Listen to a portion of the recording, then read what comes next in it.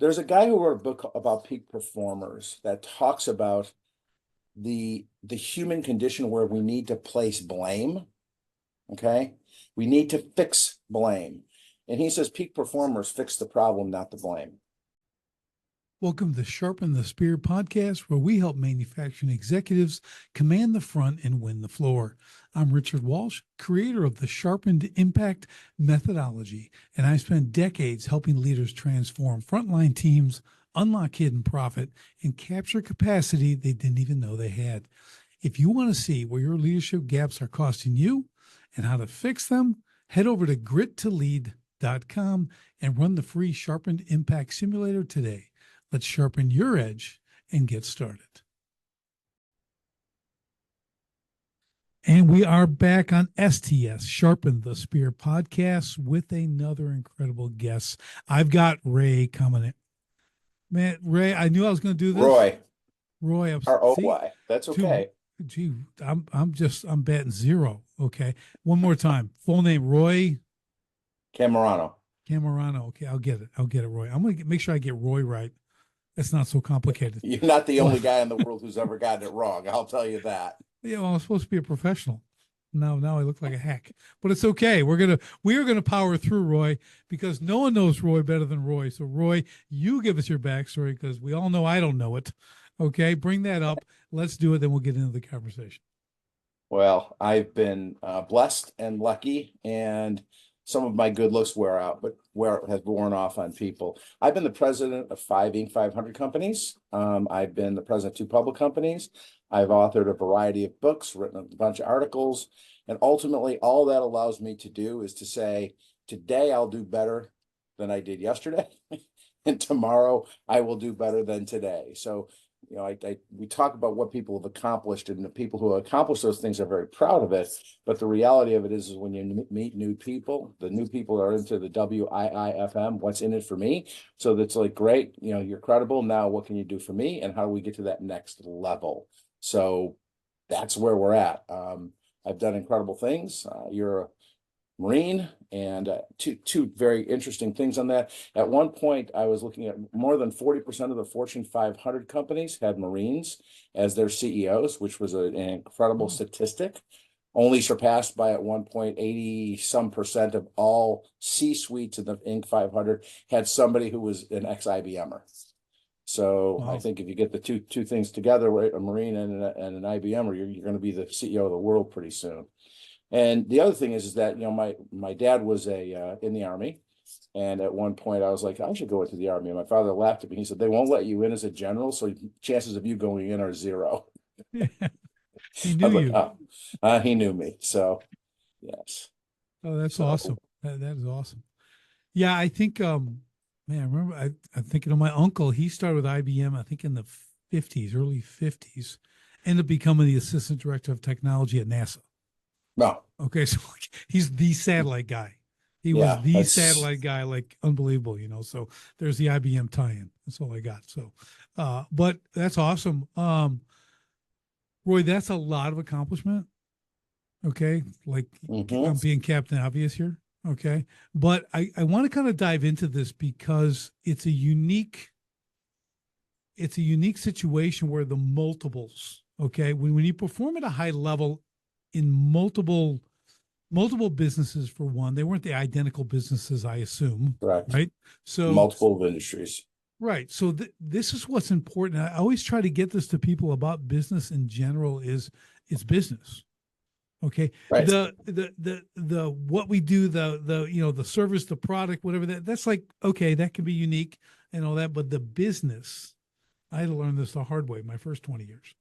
Okay. I thought business was just making money. Oops, that didn't work. That didn't work so well. It did for 20 years, but then it ended. Okay. So it's just the ability to kind of operate at those levels. Okay. Again and again and again, to be the repeat offender of success. Right. Is kind of cool. So I'd love to kind of dive into that. Was that for you? How was that transition company to company? Let's just start right there. Well, I love the fact that you use the word transition because I wrote a book. called Entrepreneurial Transitions, Ah, which that book is more than 30 years old. It was utilized by a variety of universities, and essentially it became a book because I was working with entrepreneurs in entrepreneurial endeavors, and I began to notice a pattern. And that pattern became predictable for me, maybe not for others, but we all have unique lenses on the world, like a kaleidoscope. You can click, click, click, and all of a sudden you go, oh yeah, I got that. So what happened was I realized that their behaviors were identical. So I wrote a book about it called Entrepreneurial Transitions, which outlines the 4 phases of growth based on entrepreneurial behavior.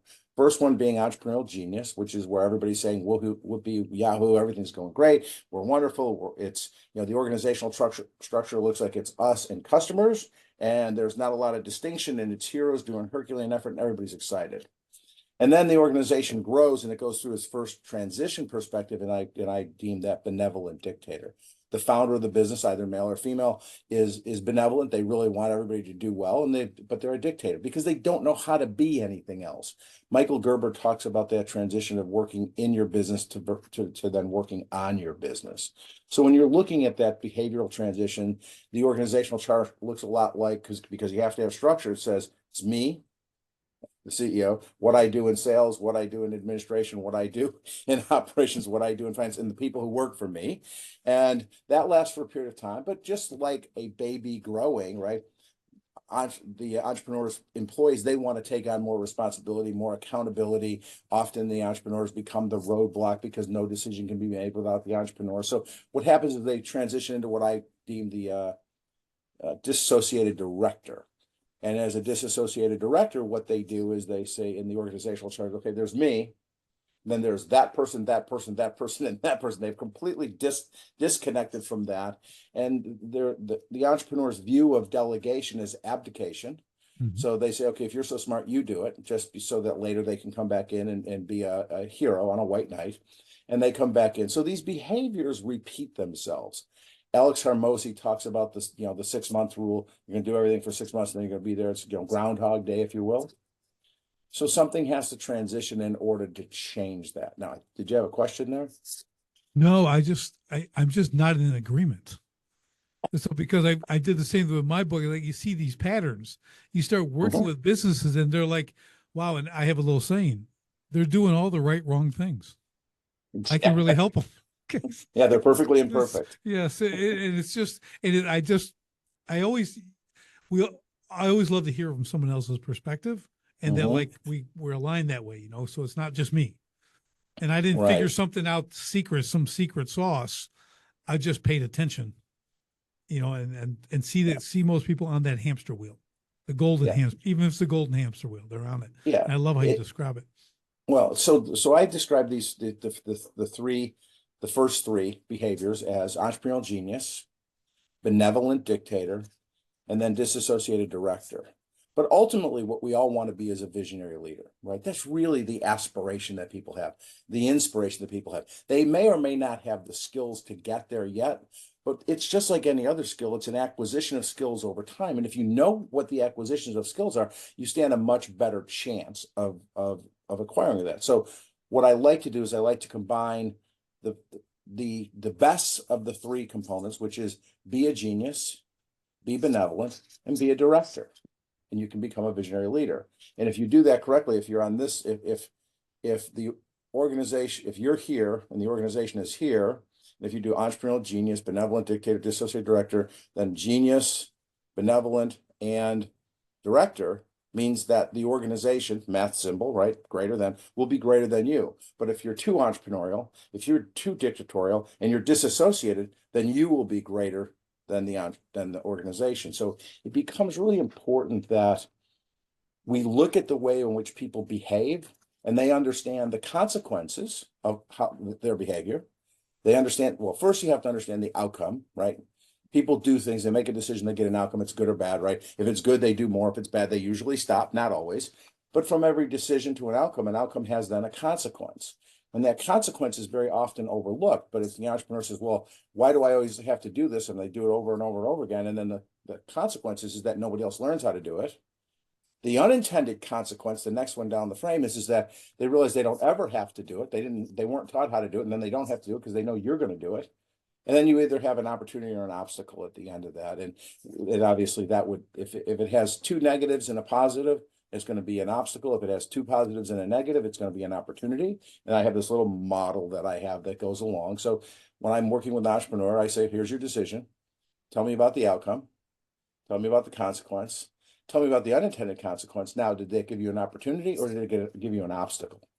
And they usually can't figure out consequences and unintended consequences, but then they can say, yeah, it's an obstacle because I don't have people who can do this, or it's an opportunity because I got great people and I can grow my business. So they can get to the end result, but they forget the middle. And our job is to, in process management and standard operating procedures, in corporate words that come in there, is to make sure this is the single most important thing that people running companies need to understand. What are we doing it? Why are we doing it? How are we doing it? Who's doing it? When does it need to be done by? If they would just define everything into that, there would be so much better communication, so much better growth, and people would be so much happier. Yeah, Roy, I talk about that exactly the same way. I talk about, lanes, structure, expectations. Here's job functions, here's the how, here's the training of the how. If you can get these basic things, I boil it down to something like this, just like you. How does each person on the team, what is success for them on the day, the week, the month, the quarter, the year? Because if they know how to win every day, I always tell them, guess where they're going to want to go every day? To a place where they can win. Okay, that means show up to work. Okay, and be happy. Like, and what we find, what we're discussing here is that as owners, as entrepreneurs, we don't do that. We don't build that out because, for one thing, and through my experience, probably you can relate to this too, Roy, is entrepreneurs all want that. They just don't want to do it. Okay, because it's a lot of work. Okay, now they look at it and go, yeah, okay, yeah, I want everything systemized. Yeah, I want an SOP. So who's doing that? I don't got time for that. I don't have the bandwidth for that. That's the big hurdle. You talked about it, which I love. As entrepreneurs, we're the problem. Okay, we have to understand we're probably the number one roadblock in a business. You can't always start there, in my experience, because we're entrepreneurs, we will kind of push back on that. But we fix some things. I'm gonna get it to you eventually. You know what I mean? Like, I'm gonna work my way up the chain, but we got to go fix some things first. But once they understand that and they start to see that systemization work, those lanes and all that's when the real light bulb goes off, right? And that's when they start to see. I love what you said when this with the benevolent, everything else comes over. You do want your team to be greater than you. That's the equation. Okay. And that's a mindset. Do you find people struggle a lot with that? Like accepting that to be like, that should be reality, because there's a lot of ego involved here. Yeah. I find that people want to be the smartest person in the room. That in order for them to really feel like they have value, they have to pontificate about their value. Decision making, and is really the key executive skill. Peter Drucker said decision making is the specific executive skill set that you have to have. So when I'm working with entrepreneurs, I ask them to assess their own skills, right? You can do the willing and able chart, right? The simplest chart in the world. Are they willing? Are they able? Are they unwilling? Are they able? Are they willing but unable? Are they unwilling and unable? That's exit strategy, by the way. So when you're going from unwilling to willing, that's a motivation problem. And if you're going from unable to able, that's a skill problem. So I really focus most of my time on skill acquisition for entrepreneurs and the entrepreneurial organization. And I think in my new book coming out called The Entrepreneur's Toolbox, and I'll explain a lot about the different tools, but I think there's only 4 ways in which people get motivated. Fear and gain. I'll fire if you don't do it. I'll give you a reward if you do it. Those are external. Imitation, right? Which is how we learned as kids how to walk, how to talk, how to eat. It's an imitation deal. And then pride. There's that next level of pride. If you superimpose on top of that Maslow's hierarchy of needs, and you look at sense of belonging, ego, all the things that have to go up, in order to get to pride, you have to have a pretty self-actualized human. In order to get self-actualized humans, you have to create a pretty safe environment, right? And to create a pretty safe environment, you need to create consistencies so that people know what they can rely upon. And one of the things that I can tell you is that entrepreneurs are consistently chaotic, which Amen. is in the chaos is a consistency, but no, people don't like that, right? So you have to provide them very specific tools. So if I go back to the underpinning of skill acquisition, the acquisition of skills is based on what I call a toolbox. And in my toolbox, I've developed a series of business models that the entrepreneur and the entrepreneurial organization learn. They learn it together so they can apply it together. And what it does is it gives them a process of how to create a process. So it depersonalizes arguments, right? Because I think, in an argument, you're trying to figure out who's right. In a conversation, you're figuring out what's right. In a discussion, you're figuring out how to do what's right. And I have a little six C's of this process in a toolbox. Is obviously red is bad, yellow is good, and green is much better. So in that, again, if you're having an argument, who's right? It's conflict and competition. You're just going to fail. The business is going to fail. You're going to fail. If you have compliance and communication, you'll succeed. And probably the easiest way to do this based on your background, right, is that compliance and communication would be an order from a general, right? Says, I would like this. The colonel's job is to do that. I mean, and right down the line, there are people who understand it. So when I work in an organization, I talk about a design decision versus a default decision. Something we've thought about proactively and we know what to do versus something that surprises us and we're not sure what to do. And I like to use for those conversations in the design and default kind of situation would be a firefighter example. Firefighters proactively know and practice how to fight fires. And as soon as they leave the firehouse and they're going to a fire, it may be any type of fire, a brush fire, different, house fire, different, commercial building, different, warehouse, different, right? So there's all these different things, but the fundamental component of what they're going to do is we assess the situation. We created a viable action. We have the skills already in existence in the organization or in that group in order to execute whatever they're facing. And so I like to use analogies, metaphors, similars, some word that an English major I'm sure will correct me on, that provide the entrepreneurs and the entrepreneurial organization a way to depersonalize things. They don't have to win the argument. Okay. They don't have to have a fight. What they have to have is the ability to have rational conversation in order to do what's in everyone's best interest. And if you poll everybody, right, individually, they always want to do what's in everybody's best interest. Well, unfortunately, we're humans, and within group dynamics, mob mentality often exists. So you take 9 guys who find somebody cattle rustling and they hang them because that's the fine for cattle rustling. But on an individual basis, all 9 don't want to do it. But collectively, they do it. So what we have to be careful of when we're running organizations is making sure people are really clear on what we're doing, have an understanding of why we're doing it, have the tools and processes and how to do it, know who they can depend on to help them get there, and kind of know when you want it done.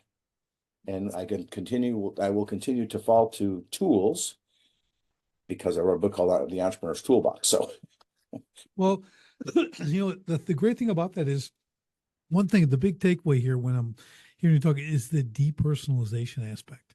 I think this from a human perspective is one of the more difficult things to do, right? Because everyone wants to be right. Yeah. I don't care who you are, smartest, dumbest, middle, whatever the road is, you still want to be right, right? And I get this. I've experienced this firsthand. I love being right. I love being right, Roy. But it's you can be right. But what I used to do long ago in my leadership position was being right.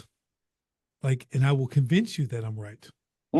That was my job in my mind, was to convince you I'm right and do it. I wasn't super open to other ways and things like that. I might have been that guy, I want to be the smartest guy in the room. I am no longer that person. There's a thing I tell my kids a lot. I go, listen, you want to be who I am, not who I was. Just if you're taking notes. That's beautiful. I go, because man, you know why it took me till 39 to have a child? Because in my 20s, that wouldn't have worked. I would have created burdens on society. Okay. It wouldn't have been a good thing at all. So it all worked out with time. I got a little more wisdom. I could put that stuff in, but you did not want to, I achieved things, but I Mhm. did it. It was twice as long, twice as hard. Yeah. I'm a Marine. I'm kind of thick and I just drive Well, harder. That's all I do. there's so many life lessons that you can teach with just your own personal experiences. Yep. There's a guy who wrote a book about peak performers that talks about the human condition where we need to place blame. Okay. We need to fix blame. And he says peak performers fix the problem, not the blame. Love it. And there's these little, the best ad lib line is one that's well rehearsed. So there's these little things. It's not good. It's not bad. It's not right. It's not wrong. It's not normal. It's not abnormal. It just is what it is. It isn't what happened. It's how I react to what happened. There are fundamental universal rules that sound good. And what I try and do is take actual models and tools and show somebody how to make that work. So so communication is a big deal, I think. You know, we as humans have two advantages over the ape: the opposable thumb and the ability to articulate our communication in this manner. This is the good one. The rest of this stuff causes all kinds of trouble. You know, so we know in communication, right, when verbal communication, there's three parts: the words, the tone, and the physiology. The words are 7%, the physiology is 55%, and the tone is 38%. And then if you go to Zoom calls where you're not on and you are on, and the dynamics, and you're not in a room. And so what happens is you have all of these very known, well-known communication tools, but don't really know how to utilize them. So one of the first rules I introduce into an organization is called open, honest, and direct. Be open, be honest, be direct. And then a denominator of a positive, nurturing environment. And the positive, nurturing environment came after I created open, honest, and direct, because I was in a room doing a seminar for all males, about 7 or 8 guys in a room, and we were talking about open, honest, and direct, and an argument ensued. And at the time, my 6 C's were only 3 C's, so I had to develop new things. So I evolved that also. But all of a sudden, I heard this huffing and puffing and crashing. When I turned around, they were actually having a fight. Now, two 55-year-old men who were out of shape, and in that situation, it wasn't much of a fight. It was mostly just exhaustion. And then when they got done, I was like, what the hell happened? They said, well, it's your fault. I said, how is it my fault? They said, open, honest, and direct. That guy's a blankety blank blank. And so I'm like, hold on. So I immediately created a denominator in a positive, nurturing environment. And over the 30 years or so I've been using that tool, the open, honest, and direct has transitioned from, oh, you got to be transparent, to, oh, you got to be authentic. And in today's world, oh, you have to be, you have to be authentic. Well, the positive, nurturing environment started out as nice, right? And now it's kind, right? So based on the interpretation is that if you're authentic and kind, open, honest, and direct, in a positive, nurturing environment, you can really have a tool with somebody, as long as what your goal is to do what's right, not to be right. And that's what this tool is designed to do. It's designed to take you through the processes of identifying where you are. I'm in competition, or I'm in conflict. I just don't like that guy, or my way's better. And to hold on, how's that going to help? So now I'm still having an argument. So let's just say, okay, but we both have great ideas. That's compliance. Communication, talk to me about the merits of yours. Okay, let's look at that. How do we cooperate? How do we make that work? And then how do we collaborate to really excel? And if we do that, we transition from a fail to a success to a prosperity. And if we're inside of an organization, don't we really want to work in a prosperity mindset? Yeah, absolutely. Roy, I'm thinking, so you've done this multiple times, right? You evolved this entire process. And I have my experience. I want to hear yours. What is because what you're doing is you're creating a culture shift in a business. Right. Okay. So, and obviously everything's going to vary depending on the business and everything else, but like, give me a general time frame before that's like actually accepted and they're operating in that way. I know you may not have exact or whatever, but is it 6 to 12 months? Is it 18 to 24? Is it never going to happen? Where's it at? Here's what we know. When we come into any organization, and Harvard has done this study multiple times in multiple ways, it's been duplicated in Australia and other cultures. And that's one of the things that we always have to remember is our point of departure is we're having a conversation in English in North America, and we're primarily talking about American-based companies based on American values, that doesn't necessarily translate on an international basis. Yep. So there will be cultural aspects to that. So when you're working with an organization, you know, when you walk in the door, 20% of the people are going to love what you have. 20% of the people are going to hate what you have. The other 60% is trying to figure out who's going to be right. Okay. So what you do, or what I do, is I just identify it. I do an organizational chart. I go to the executives, right? And those executives, I say, okay, I want a color chart. And they look at me like I'm crazy. Every person in your organization who's in an organizational chart, they have to be green, yellow, or red. Green is they're dependable. I understand them. It can work well. You know, no matter what, they get the job done. Yellow is, you know, they have good days, they have bad days. Red is they're a pain in the ass. They don't show up. You know, whatever those criteria are. And so I go through a color chart. I make them, every manager do with their color chart, and then I walk through the organization, and I spend absolutely no time with red and absolutely no time with yellow, and I just positively reinforce the green.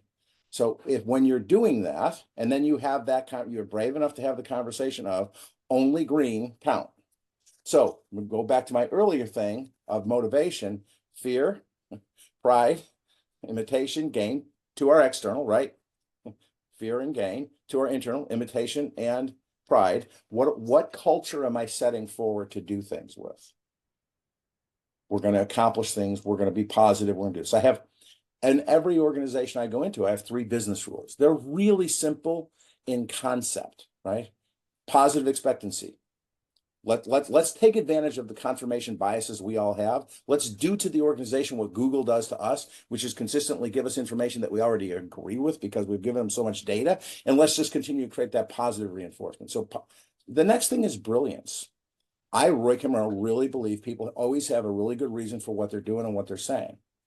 Sometimes I believe they don't know what that reason is. And sometimes I can tell you I don't know what that reason is. And sometimes I can tell you I disagree with their reason, but they always have a good reason for what they're doing. I'm mad, therefore this. I'm happy, therefore that, right? And what we realize is that if we just go brilliance, well, what's the brilliance in every person's opportunity to do things, right? And then the third one, right, is accomplishment, which is very different than activities. Bill Walton was professional basketball player, MVP in college, MVP in the pros, won world championships. John Wooden is where he got most of his inspiration. And in a conversation about 2 months prior to Bill's death, we were having a conversation. We're standing in line at an airport, and he said to me, I said, Bill, how's it going? Because he and I had worked together years ago. He said, it's going great. He goes, I'm still confusing my activities with accomplishment. And when we really define that, we have to look at it. What are we accomplishing versus what are we working on in activities? So I've developed from that, I developed another layer, where I have, in order for an organization to grow, you have to have lots of pros, right? PRO. The P stands for persistency. TED Talks will tell us that the single most important element in any human is grit and determination. As a Marine, that was drilled into you. That personal ability, that persistency, that grit, that's critical. And then resourcefulness, which is different than allocating resources. It's resourcefulness. Tony Robbins says resourcefulness is more important than resources. And you've got to be resourceful. You got to be innovative. You got to look at that. Going back to the positive expectancy, take advantage of that, cognitive biases that we all have. And then accomplishment. When people really sit down and realize that they've spent time, or they've wasted time, or they've invested time. Okay, so you do a self-analysis. Did I just waste my time? Okay, doom scrolling. Did I spend time because I could learn from something? There was a transaction that I got, or did I invest time? This is going to help me in the future, right? So when we look at each of these things, and we have the simplest rules, and everybody has to play by this, positive expectancy, it will work out. Brilliance. The people around this organization are going to help us get to that next level. And then accomplishment, people begin to change what they view as accomplishment. I was lucky enough to see a study. I did not participate in it, but I saw a study where it was just a really simple change. And in order to explain that, I'm going to precursor that with a guy by the name of Robert Cialdini, wrote a book called Influence. And then he wrote a book called Persuasion. And it's the criticality of persuasion that becomes really important in when you're working with humans in organizational stuff. Tony Robbins will tell the story of, pre-framing or persuasion, where he had actors go through, or somebody had actors going through a crowd, and they gave 100 people a hot beverage and 100 people a cold beverage. Then at a certain time after that, they had to read something that was very short and then determine if the character they were reading about was a warm person or was a cold person.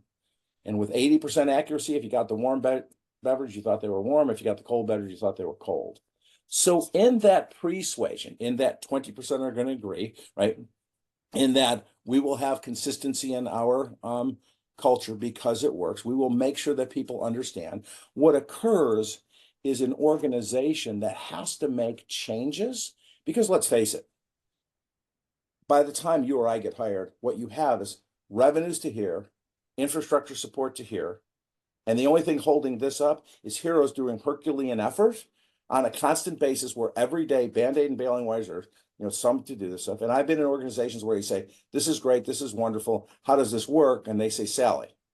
I say, well, Yeah. no, Yep. I meant it's not who, how, Sally. There's only one answer, Sally, right? Which is because she has unique skills, we've built an entire process around her, her unique skills. And when Sally goes out on maternity leave, it takes 6 people to replace her, and none of them can do the job anyway. Right. So that it's heroes doing Herculean effort. So in the organization, in what you're looking at, in how you get to that next level, you really have to remember that in order for you to get the confidence and competence of the people to want to get to that level, they have to really understand and believe in their own ability to grow. And that's cultural. That's Right. cultural. And you were absolutely right earlier when you talked about bringing culture in. Yeah, it's really, I think Roy, with that is, and people don't get it. Say, oh, you need to improve your company culture. That's the magic wand. Someone comes in and waves and leaves and doesn't tell you how to do it, where to begin. Right. So you got bad culture. And what? So tell me how to fix it. Like, don't tell you how to fix it. Don't state the obvious. We get that already, right? So it's and you're right though. And I think a lot of companies, the Sally example is great. Use it all the time. We put people in the systems, not systems in the people, right? We need to understand. And I work with owners. I'm like, and again, they don't want to build it, but they're very angry at a lot of people that work for them because they're doing things wrong.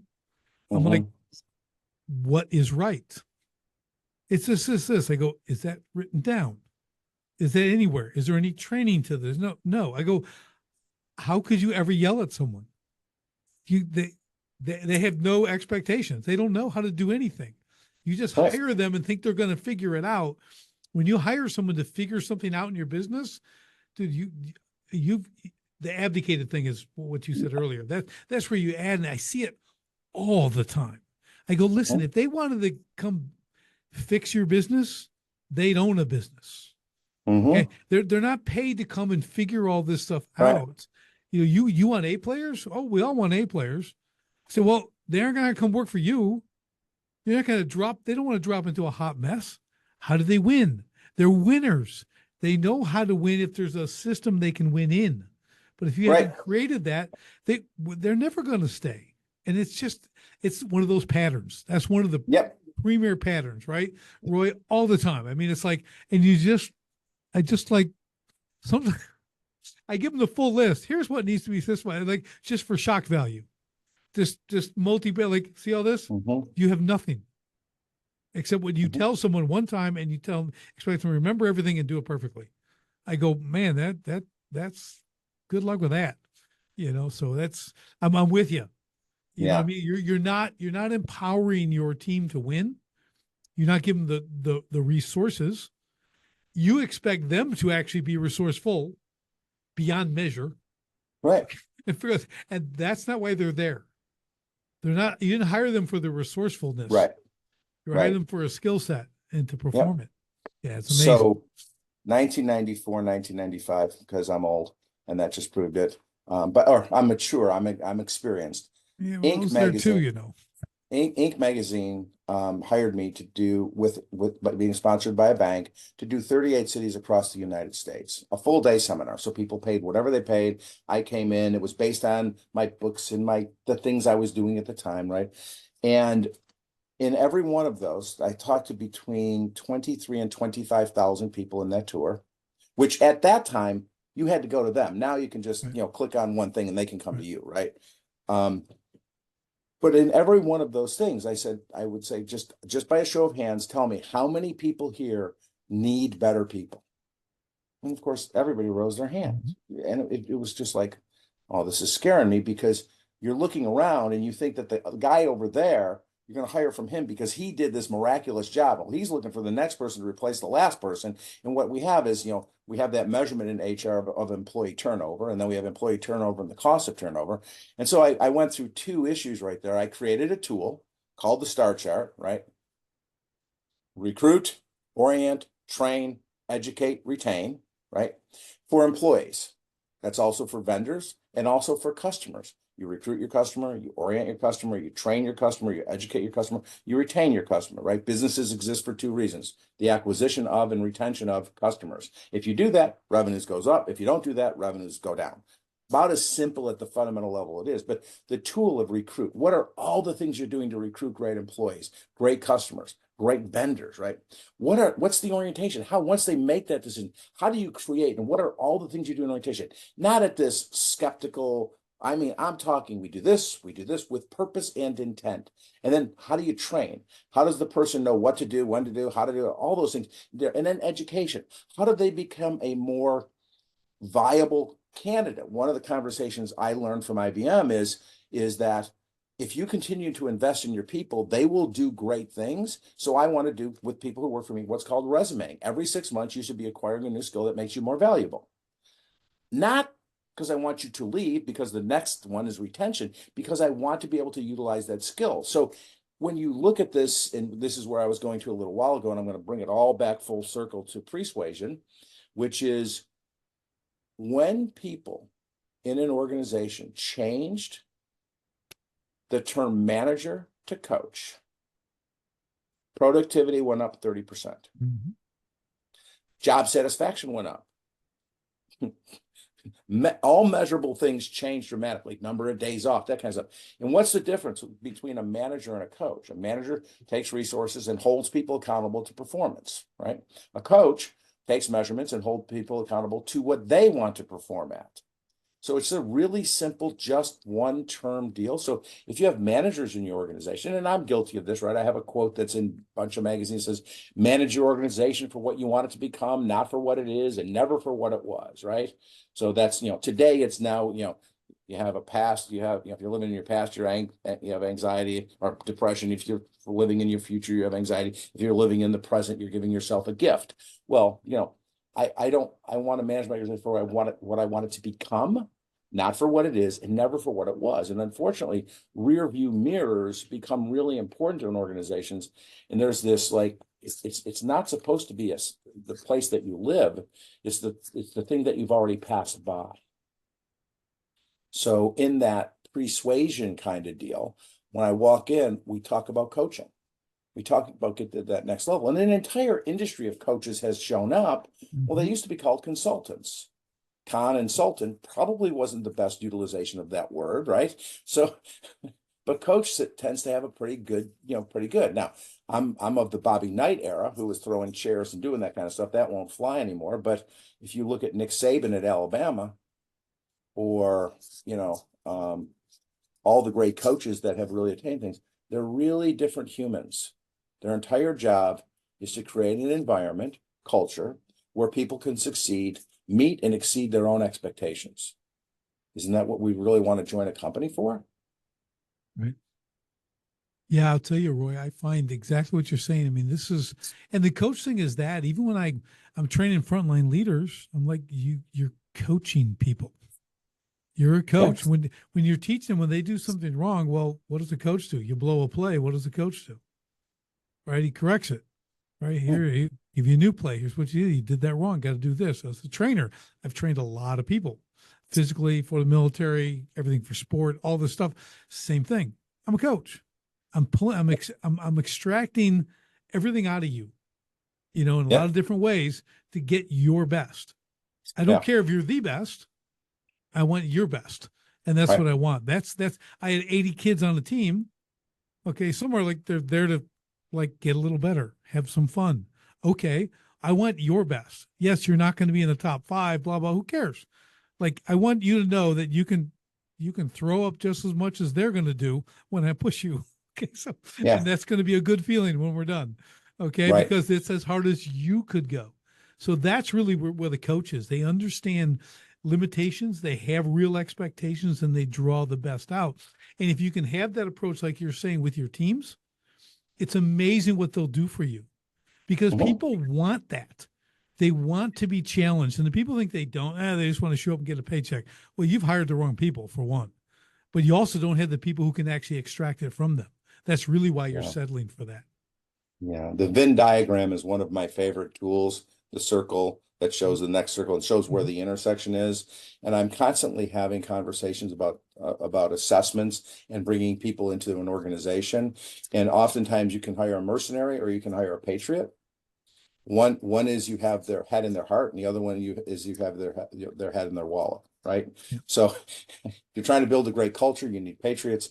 If you're trying to just get something done real quick, you probably need mercenaries. And then I have a conversation where most organizational charts have rectangular boxes, okay, so that we put what everybody's in there. And I look at a rectangular box, and I'm constantly amazed that people talk about all the skills that are in that box. It's like a brick wall. It's really important to get there, right? If you don't have the bricks, you can't build the wall. The mortar's actually more important to the brick, but that's the culture that you create to hold that brick in place. But we're talking about people, so they may fit in a box for a period of time, but they're going to grow, they're going to evolve, they're going to change, and you have to have a way to do that. So you want to fulfill their potential, and I call their potential a circle, right? I want that circle. Now I only want to hire here's the box I need, and here's the circle I have, right? So the person has way more potential than the technical parts of my job.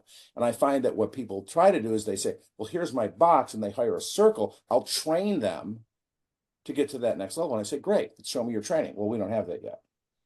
Well, Right. they'll model this person. Well, is that person good? Well, I don't know yet. It's just, no, you got to hire to potential. And potential is subjective at best. And if you create a great culture, those people exceed your and their own expectations. If you have a bad culture, they never live up to your expectations, right? Or their own. And what you described earlier is now currently being talked about by a couple of podcasters. And this is that an uncommunicated expectation is a future resentment. Right. And well, they didn't do Well this. said. Did they know they were supposed to do this? Well, no, they should have just known. How would they know? Well, they've had jobs before. Well, they don't have those jobs. If you're not clear about what you expect from them, they don't understand why they're doing it. If you haven't taught them how to do it, if you haven't told them who they're going to work with, and you haven't told them when, that's on you. It's not on them. Yeah, Roy. I'm laughing because it's it. What you just described, what I described, that's what people like you and I see all the time. We can always come in, and it's amazing that people, and maybe I was guilty of this too back in the day. It's just amazing how we just fall into that trap. I always tell one of the big things I always tell every entrepreneur is, listen, you're not hiring you. First and foremost, you're not hiring you or someone like you. Okay, you're a rare breed. So you can soak in that a little bit if you like. That's all a good thing. But to have an expectation of what you would do, why don't they don't do that? Like Right. that's not even on the board. Right. You shouldn't even have that expectation because otherwise they'd be you. So it's really to me, it's always like, again, back to you haven't built the game. You haven't made any rules.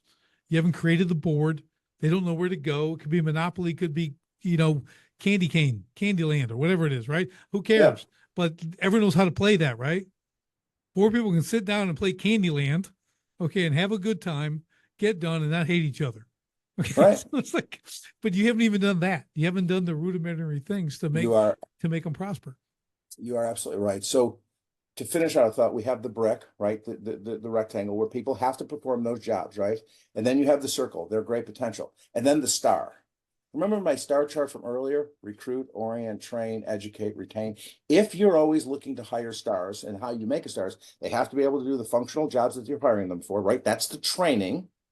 Then the education, right? We provide and give them input into the circle so they do more. Then you have stars. And if you're constantly looking at, if something goes wrong, it's my fault. Just take blame, right? Because if you're trying to fix blame on someone else, even if they screw up, it's still your fault. I mean, Mhm. I watch organizations that go through this, what I call the accordion, right?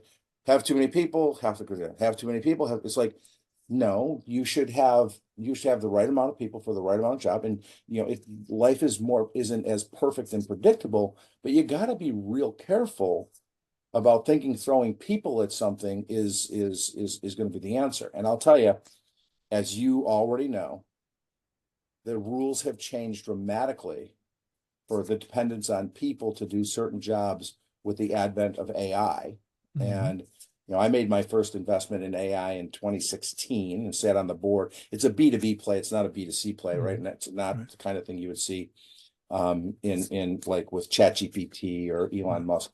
It's purely a B2B play in the energy sector. But I watched the evolution of things and I was like, oh my goodness, oh my goodness, oh my goodness. Now, I'm not one of those people who, when I see an opportunity, I'm smart enough to invest in, but I am smart enough to say, okay, I'm going to take advantage of that.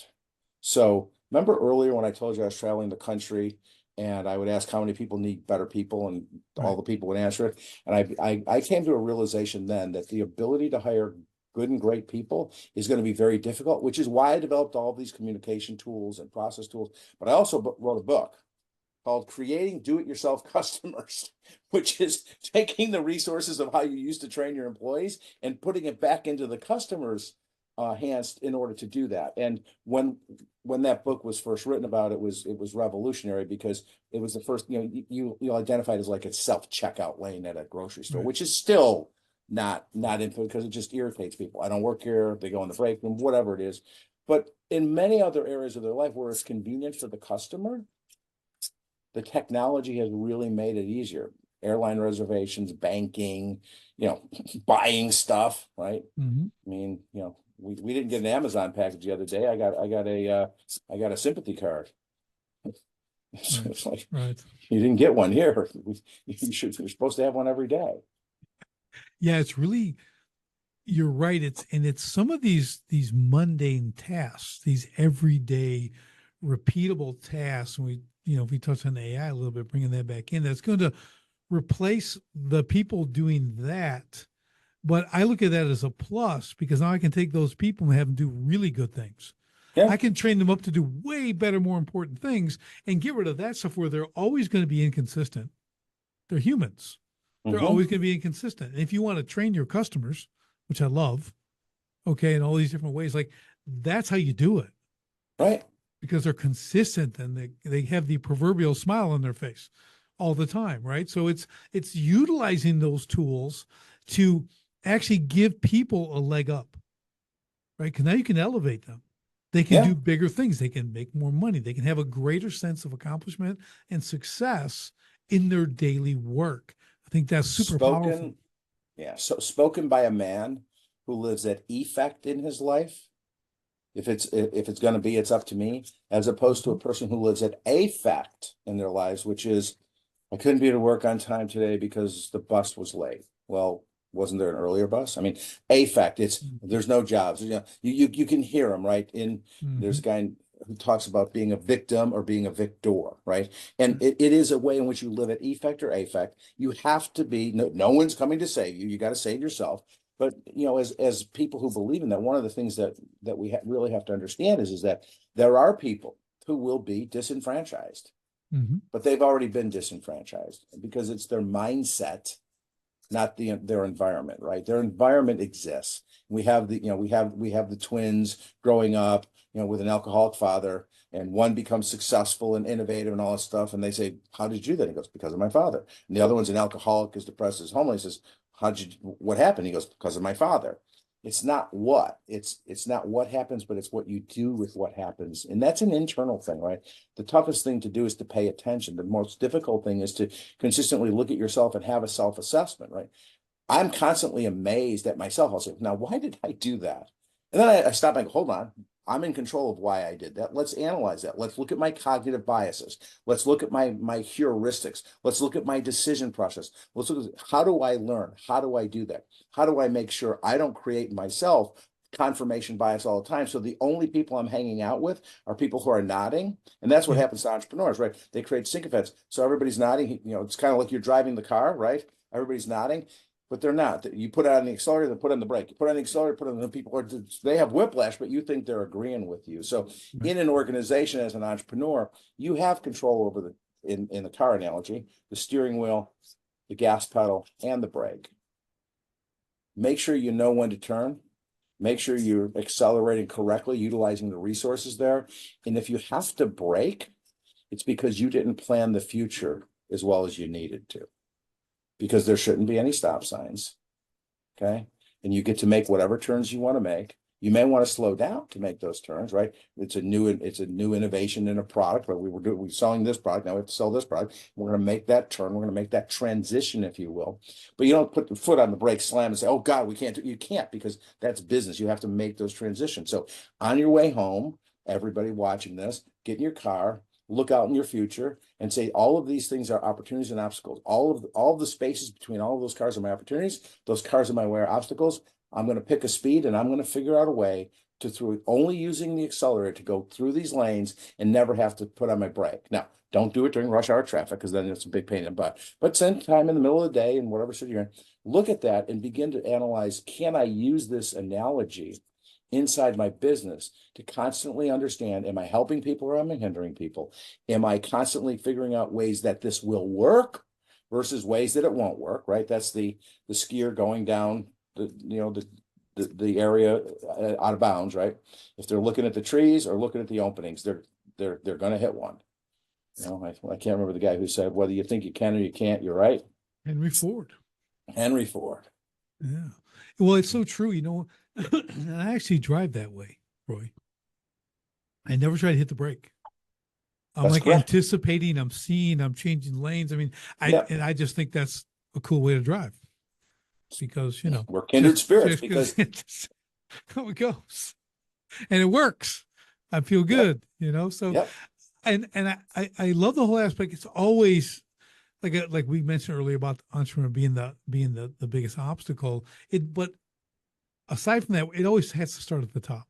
It's that self-ownership, taking responsibility for that stuff. Because when you do, now here's the thing I find interesting, Roy, is a lot of us entrepreneurs, we're problem solvers, right? That's kind of one of the traits that we got to have, right? We're fixing stuff. But we don't seem to solve the problem of us not taking responsibility. You know, oftentimes it's put on that the whole thing about I can't get good people. That's become to me like an irritant when owners say that. I just look at them, I go, I don't even know where to begin. I'm like, it's just, let me give you the answer. Law of attraction. Oh yeah. Well, I was going to say, listen, this is as old as man. This thought process. Okay. You can't do it as good as you do it. Cain killed his brother because he produced better stuff. You know what I mean? Like, couldn't get good people, so he whacked him with a rock. Okay. So it's going all the way back to the beginning, but it's never changed. But once you take that ownership, like really understanding, like owning it, everyone's got their part to play. But no one is, it's like marriage. Okay. Someone may be more wrong than the other, but you're both at fault. Yeah. 100%. You ain't 100% innocent. As much as you want to feel like you are, either side of the coin you're on there, I'm telling you. I am 100% accountable for my 50% of the issue. That's it. Right. So it's just math. It's just math. It's just, no, I say that all day long. It's just math. And, yeah, you know, I have in another book called that I've done is, you know, a precursor to the entrepreneur's toolbox is, if, you know, the 6 steps to effective decision making, right? And in there, you really do try and make it a math problem all the time, because you can disconnect from math problems. You don't want to be emotional about those things. So I developed a 6-step decision-making model that I put into a little card. It's in another book that really is a tool. Because I believe that if the organization uses the tools, number one, they're utilizing tools, they're learning those tools together. They're not mad at each other for not doing it because everybody's learning it together. And the tool is proven. So it changes the Einstein quote from "you cannot solve a problem with the same level of thinking that created the problem" to "we have a new way of thinking about this problem, so we'll have a new way to solve the problem and take ourselves to another level." So that's why all the tools exist. And then the ability for each person to truly create a self-assessment. What am I good at? What am I bad at? What am I great at? I call it the good, the bad, and the ugly. Okay. Maximize, minimize, eliminate. Okay. If you're bad at it, don't do it, or it needs to be done by somebody else. Yeah. But if you're, oh, I'm really bad at people management. Good. What do you do? Oh, I manage people. Well, hold on. It's kind of a self-fulfilling prophecy there, isn't it? So, and be very careful with the language that people use about themselves. Yeah. So we have to figure out at a much higher level what we want to become and manage to that. What's aspirational, what's inspirational, and then how do I actually make that duplicatable for me to be able to meet every day? Yeah, that's great. I use automate, delegate, eliminate right along the same lines as yours. So, and it's really easy to walk through. And I tell them in the eliminate part, you know what people never eliminate is yourself from the equation. Like you've got to kind of, you know, and same thing from not, and that's two ways. One is like, you're always part of it, right? And you're there to fix it, help it, whatever, or it starts with you. The other thing is also from the business when we talk about in or on. You need to eliminate yourself from the day to day and everything else and pull that out too. It's another process of elimination, right? I call it working on your 5%. 5% of the business only you can do. The real vision, right? We talked about in the beginning. You're really the vision driver. And believe me, if you ever spend any time, you know this, working on vision, it will fulfill you. That's the best. The bigger the whiteboard, the better. That's all I said. I love a giant whiteboard, you know, because we can dream, we can have vision, and then we can put that plan into action. It's a lot of fun. But yeah, this has been really awesome, Roy, because we've gone through like a little bit of a roller coaster. Okay, because welcome to entrepreneurship. All right, but also you're dealing with people, and I think the big theme here is really is how you're working with people. Okay, we've talked culture, decision making, all this stuff, right? All these different things, and guess what? They all involve people. So we talked about AI for a half a second because people are still going to be there, and this is what you have to work. You don't have to, I'm air quoting, manage AI. You know, you got to train people up. You got to create a culture. You're never going to be. That's never going to go away. Right. We need to understand the capability of making it great, making a great team. Yeah. How do you do that? You know, make a business that thrives, that people are lined up to work at. Right. Yeah. You're not looking, you're not replacing constantly. You have a very low percentage in turnover. Huge thing, right? Increased capacity. People are showing up. They're doing what they're supposed to do. They're willing to learn, right? They want to improve themselves as both skill sets and people. Right. We bring that to the company. And if you can start thinking this way, all the way you've just spent talking about here, you'll see that shift. And I kind of mentioned about timeframes. I said, just start. Don't worry about when. The only thing to worry about when is when you're going to begin. And that should be today. And you start this process. And that's what makes change, right? When will it end? Never. When will it start? When you decide to, right? What's the most difficult thing to become a black belt? You getting past your white belt.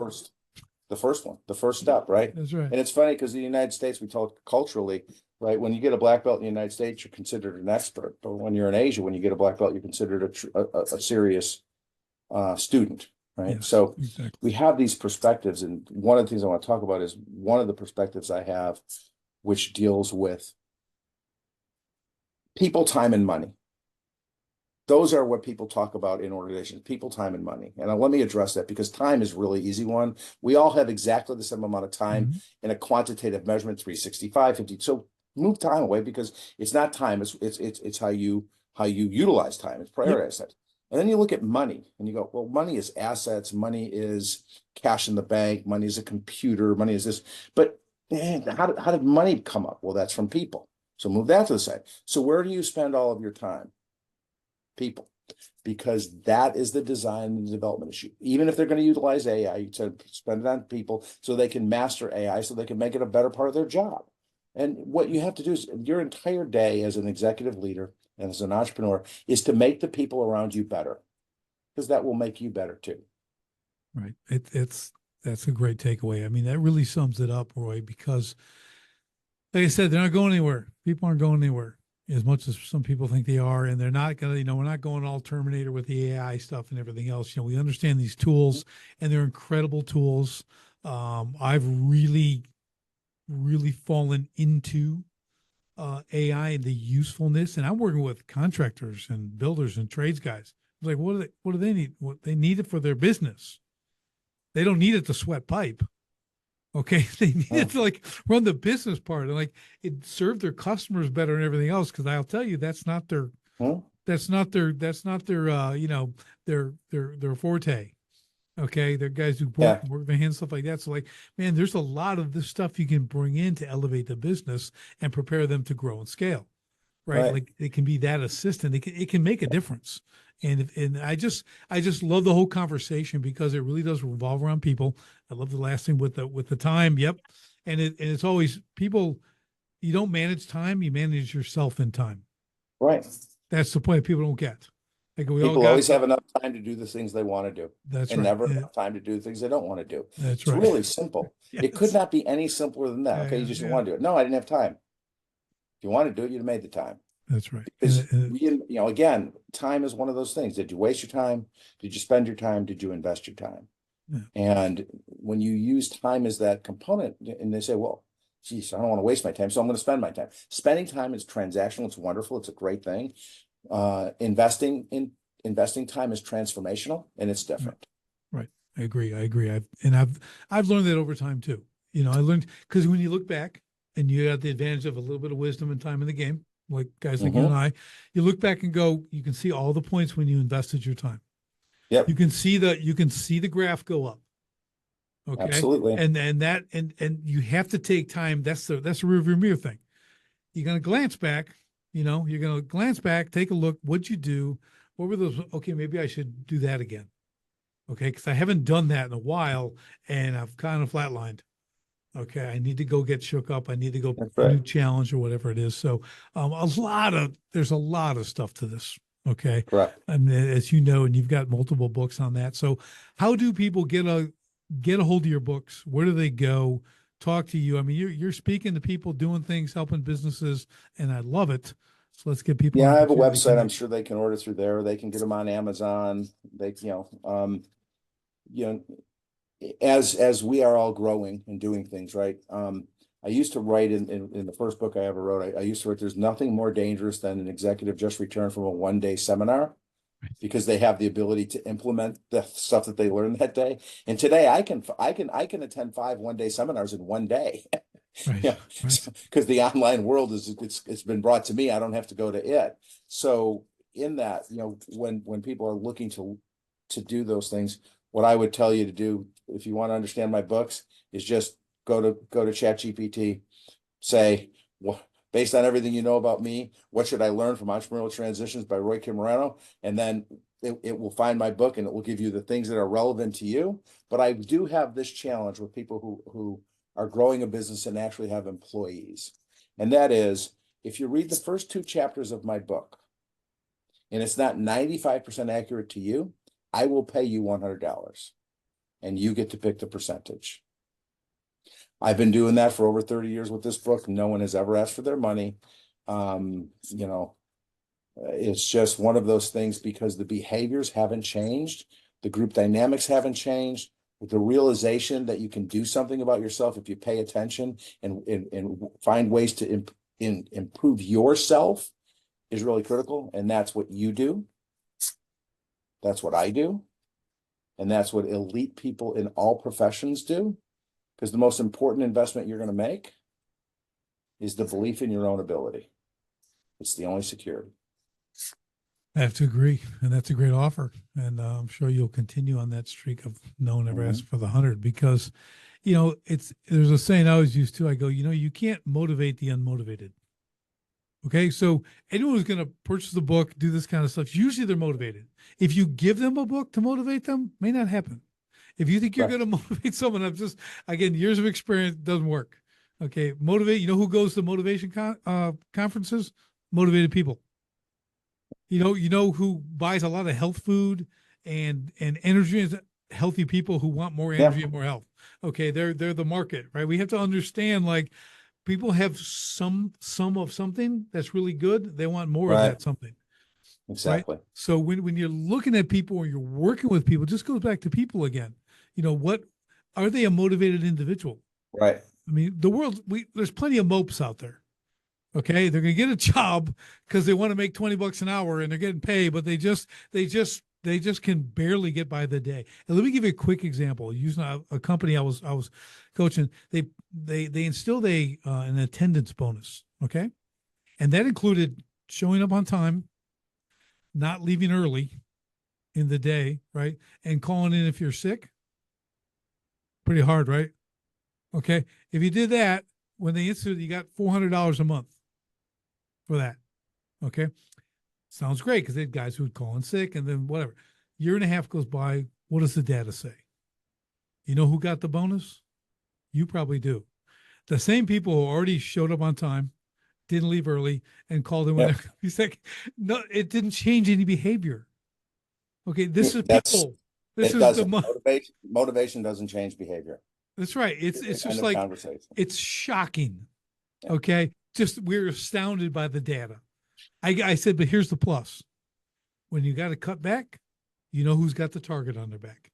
Green, yellow, red. That's it. That's it. Those are your Reds. There they are. So just awesome, Roy. This has been a blast. I knew it would be, man. You brought so much to the conversation. I appreciate you so much, man. I learned a lot, and I love to learn. And you're doing some great things, man. Keep going. Best of luck to you in the future. Keep Thanks. killing it, man. Keep doing it. You know, we just Plan on it. You've been a hero. yeah, the world needs it. I'm telling you. So, and Thank for you. everybody else, we'll see you on the next STS podcast. Thanks for joining me on the Sharpen the Spear podcast. If you're a manufacturing executive and you're serious about unlocking hidden profit, improving frontline leadership, and taking control of your floor, go to grit2lead.com right now. Run the free Sharpened Impact Simulator and discover your biggest opportunities are hiding. Don't leave millions on the table. Sharpen your spear, lead from the front, and win the floor. Until next time, stay sharp.